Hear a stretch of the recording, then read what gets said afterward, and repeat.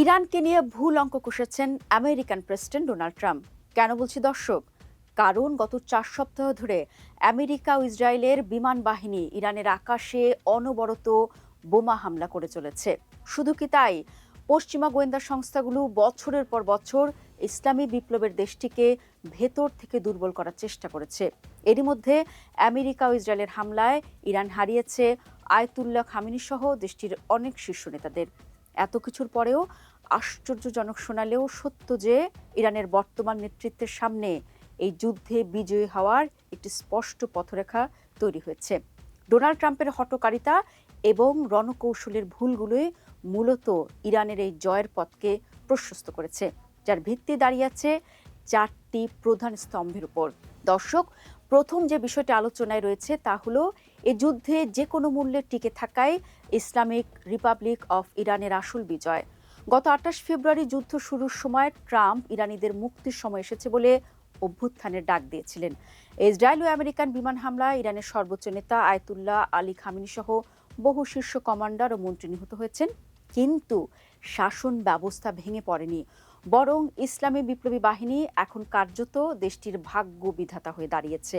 যতক্ষণ না লাখো মার্কিন সেনা ইরানের সরাসরি স্থলাভিযান চালাচ্ছে, ততক্ষণ কোনো গণবিপ্লব ছাড়া এই শাসনের পতন সম্ভব নয়।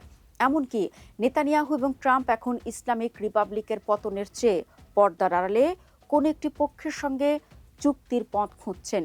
কেননা ইরান টিকে গেলে সেটি হবে তাদের জন্য এক বিশাল রাজনৈতিক বিজয়।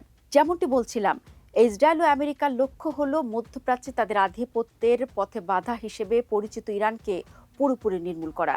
এর জন্য হয় ইরানের রাজনৈতিক ব্যবস্থার পতন ঘটাতে হবে, না হয় অঞ্চল জুড়ে তাদের প্রভাব শূন্যে নামিয়ে আনতে হবে। এর বিপরীতে ইরানের লক্ষ্য অত্যন্ত সহজ।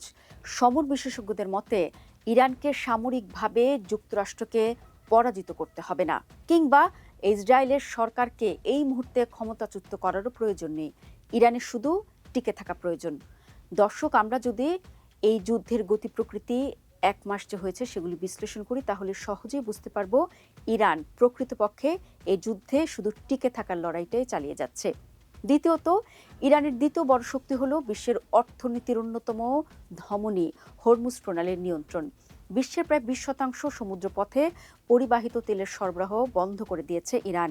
এতে বিশ্বজুড়ে জ্বালানি বাজারে এক চরম অস্থিরতা তৈরি হয়েছে। এর ফলে ট্রাম্প প্রশাসনকে এক প্রকার বাধ্য হয়ে ইরানের সঙ্গে আলোচনার টেবিলে বসতে হচ্ছে, যে দেশটিকে তিনি কিছুদিন আগেও নিঃশর্তে আত্মসমর্পণ করার হুমকি দিয়েছিলেন। এই প্রণালীর নিয়ন্ত্রণ ইরানকে যুদ্ধের ময়দানে এক বড় দর কষাকষির হাতিয়ার তুলে দিয়েছে।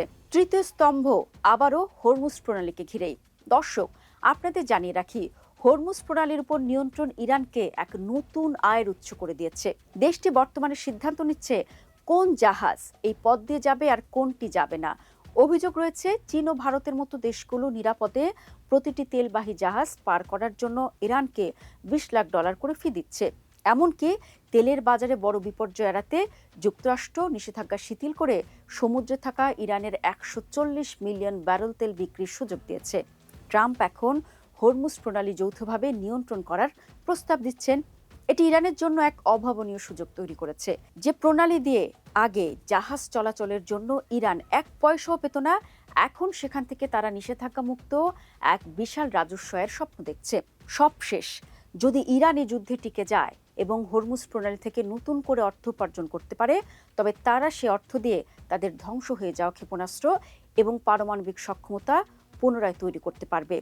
যদিও নেতানিয়াহু দাবি করছেন তারা ইরানের অস্ত্র শিল্পের ভিত্তি এবং ক্ষেপণাস্ত্র তৈরির কারখানাগুলো গুড়িয়ে দিয়েছেন, কিন্তু পর্যাপ্ত অর্থ ও সময় পেলে ইরান আবারও সেগুলো পুনর্নির্মাণ করতে সক্ষম। হয়তো এই সক্ষমতা ফিরে পেতে কয়েক বছর সময় লাগবে, অথবা এর চেয়েও বেশি সময় লাগতে পারে। ততদিনে ট্রাম্প বা নেতানিয়াহু ক্ষমতায় থাকবেন না, কিন্তু তারা তাদের উত্তরসূরিদের জন্য এক চরম শক্তিশালী ইরানকে রেখে যাবেন। সবশেষে বলা যায়, এই যুদ্ধ ইরানকে হয়তো ধ্বংসস্তূপে পরিণত করবে ঠিকই, এবং দেশের অর্থনীতি পুনরুদ্ধার করা সত্যিকার অর্থেই কঠিন হবে।